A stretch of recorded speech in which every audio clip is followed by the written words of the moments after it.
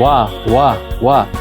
Saudara-saudari yang terkasih dalam Tuhan kita Yesus Kristus, sahabat Silimo Katolik. Berjumpa lagi dengan saya, Pastor Bartolomeus Richard Pati, dalam Renungan edisi Senin 23 Desember 2024. Sebelum kita memulai renungan kita, marilah kita mempersembahkan segala doa dan intensi kita kepada Tuhan. Mari kita mulai renungan kita dengan tanda kemenangan Kristus, dalam nama Bapa dan Putra dan Roh Kudus. Amin.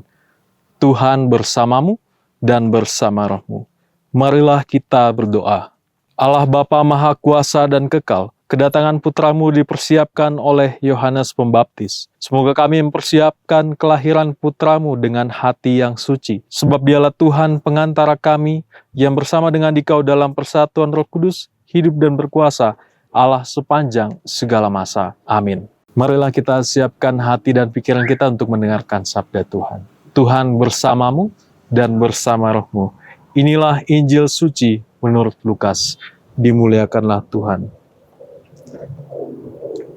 Genaplah bulannya bagi Elisabet untuk bersalin, dan ia melahirkan seorang anak laki-laki. Ketika para tetangga serta sanak saudaranya mendengar bahwa Tuhan telah menunjukkan rahmat-Nya yang begitu besar kepada Elisabet, bersukacitalah mereka bersama-sama dengan dia. Maka datanglah mereka pada hari yang ke-8 untuk menyunatkan anak itu, dan mereka hendak menamai dia Zakaria menurut nama bapaknya.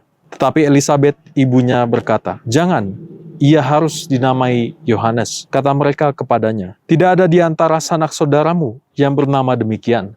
Lalu mereka memberi isyarat kepada bapaknya untuk bertanya nama apa yang hendak diberikannya kepada anak itu. Zakaria meminta batu tulis, lalu menuliskan kata-kata ini. Namanya adalah Yohanes, dan mereka pun heran semuanya. Seketika itu juga terbukalah mulut Zakaria, dan terlepaslah ikatan lidahnya. Lalu ia berkata-kata dan memuji Allah. Maka ketakutanlah semua orang yang tinggal di sekitarnya, dan segala peristiwa itu menjadi buah tutur di seluruh pegunungan Yudea. Semua orang yang mendengarnya merenungkannya dan berkata, "Menjadi apakah anak ini nanti? Sebab tangan Tuhan menyertai dia."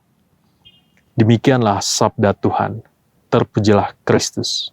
Saudara-saudari yang terkasih, tema kita dalam permenungan pada hari ini adalah penyataan nama Yohanes, tanda ketaatan yang menyelamatkan. Pada hari ini kita diundang untuk merenungkan kisah penuh berkat dari keluarga Zakaria dan Elisabet. Mereka menantikan kelahiran seorang anak, meskipun dalam usia lanjut.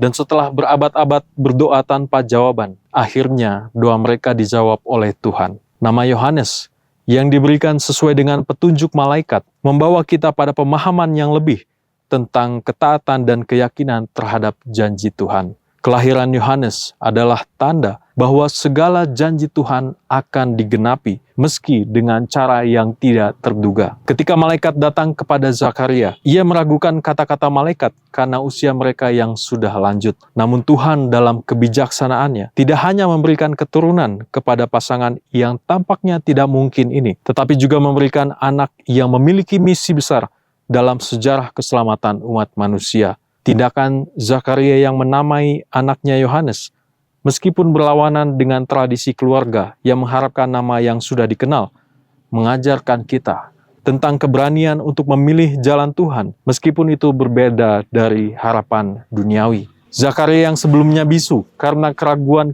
kini membuka mulutnya untuk memuji Tuhan setelah dia menamai anaknya Yohanes. Nama Yohanes sendiri berarti adalah Tuhan yang adalah kasih karunia. Dan nama ini menjadi simbol dari kasih dan kebaikan Tuhan yang melimpah. Ketaatan Zakaria dan Elisabet mengajarkan kita bahwa dalam hidup, meskipun kadang-kadang kita meragukan atau tidak mengerti rencana Tuhan, kita tetap dipanggil untuk taat dan percaya bahwa Tuhan selalu bekerja dalam cara yang lebih besar daripada yang kita bayangkan. Saudara-saudara yang terkasih, dalam dunia yang serba cepat dan penuh dengan harapan yang material, seringkali kita merasa frustrasi ketika doa kita tidak dijawab dengan cara yang kita inginkan. Namun seperti Zakaria dan Elisabet, kita harus belajar untuk terus berdoa, menanti dengan sabar, dan percaya bahwa waktu Tuhan selalu sempurna. Ketaatan kita kepadanya akan membuka jalan bagi kasih karunia-Nya yang tidak terbatas.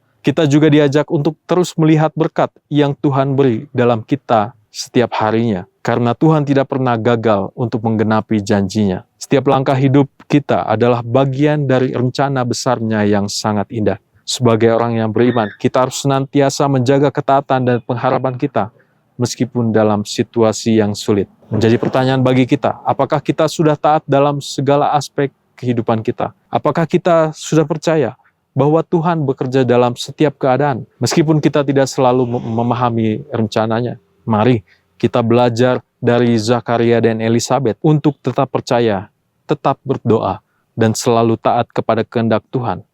Karena kita tahu bahwa kehendak Tuhan dan karunia-Nya itu melampaui segala keraguan dan ketakutan kita. Semoga Tuhan berkati kita sekalian.